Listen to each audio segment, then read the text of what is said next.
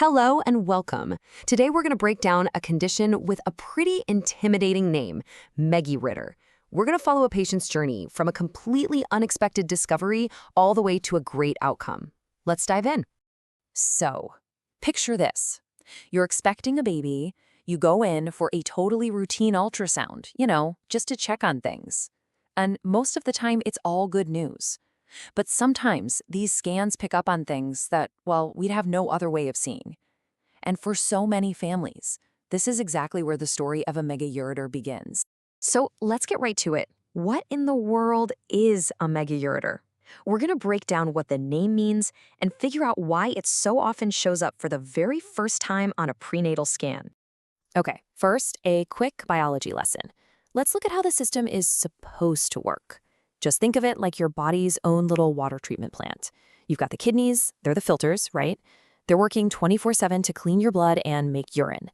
Then that urine has to go somewhere. It travels down these two little tubes, those are the ureters, and into the bladder, which is just a storage tank. Simple enough. So a megaureter is what we call a congenital condition. That just means a baby is born with it.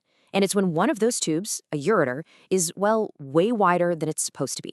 Mega literally just means big, so a big ureter. But how big is big? Well, doctors have a pretty clear number for this. In a brand new baby, a normal ureter is less than 7 millimeters wide. That's tiny. Anything bigger than that is officially called a megaureter. It gives them a really clear, measurable starting point for diagnosis. Now, this is the part that might surprise you. The big, stretched-out ureter, that's actually just a symptom.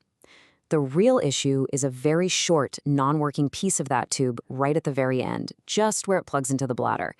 It's kind of like a kink in a hose or a faulty valve that just can't push the urine through the way it should. And this causes what doctors sometimes call the yo-yo effect, which is a great way to think about it. Urine flows down from the kidney like it's supposed to, but then, bam, it hits that little roadblock, that non-working part. A little bit of urine might manage to squeeze past into the bladder, but the rest of it has nowhere to go but back up. And that constant back and forth pressure is what stretches out the ureter and makes it mega. All right, so once a doctor suspects a megaureter, the real investigation kicks off, and you can think of it like a detective story.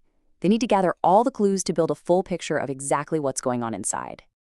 So what's in their toolkit? Well, they usually start with another ultrasound, just to get a really good look at the size and shape of everything. Then they might do a test called a VCUG, which is a big name for a test that just checks if any urine is flowing backward from the bladder.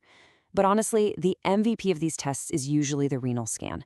This one tells them the most important thing, how well each kidney is actually doing its job and how well it's draining. Because all of this work, every one of these tests, it all boils down to one single absolutely critical question. Is the kidney's function at risk? Is this blockage causing any real harm that we need to do something about? Or is the body, handling it just fine on its own? And the answer to that question brings everyone, the doctors, the parent, to a major crossroads. Based on all the clues they've gathered, they have to decide which path to take. Do they intervene, or do they just observe? The two paths are actually really clear. The first, and by far the most common path, is watchful waiting. This is for babies who don't have any symptoms and whose kidney function looks stable. And this works because a lot of the time, as the baby grows, the ureter grows and matures too, and the problem just sorts itself out. The other path, surgical intervention, is saved for when there are clear red flags, like if kidney function starts to drop, the ureter gets even wider, or the baby starts getting pain or infections. And for any parents standing at this crossroads, this quote from the experts at the Children's Hospital of Philadelphia is just incredibly reassuring. They say that the majority of kids with a megaureter keep their kidney function just fine, and the wide ureter often gets better all by itself over time. And if you're a numbers person, this chart says it all. In one study that followed kids for a long time, a full 90% of them were managed perfectly fine without any surgery at all.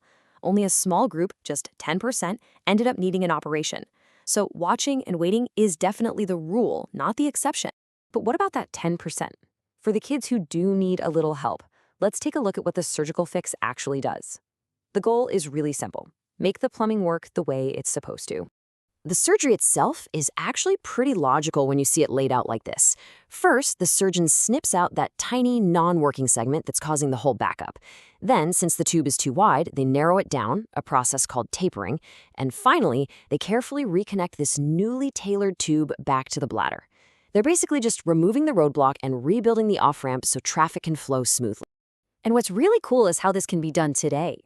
The drawing on the left shows the basic principle, which for a long time was done with a traditional open surgery. But the picture on the right shows how surgeons can now use these amazing, minimally invasive robotic tools to do the exact same repair through just a few tiny little incisions. Now, for the very smallest babies, surgeons also have a few other tricks up their sleeve to help relieve the pressure safely. Sometimes they can place a tiny little tube, called a stent, inside the ureter to prop it open for a while. Or, in some cases, they might even temporarily reroute the urine to a bag on the outside. These are just temporary fixes that give the kidney a break and let the baby grow bigger and stronger before the final repair. So after the discovery, the investigation, and either the waiting or the treatment, what's the final verdict? What's the outlook for these kids down the road? Well, let's start with the most important number on the screen. The success rate for the surgical fix is awesome. It's consistently over 90%. So for those few who do need the surgery, it works incredibly well. Of course, no procedure is ever 100% risk-free, but any complications are pretty uncommon and totally manageable.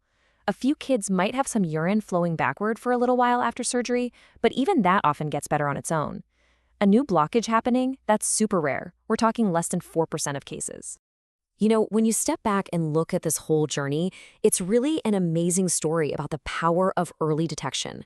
Finding this before birth completely changes the outcome. And it really makes you wonder, right, as our technology gets even more advanced, how might we be able to approach conditions like this in the future? Maybe even before a baby is born. It's a pretty exciting thing to think about.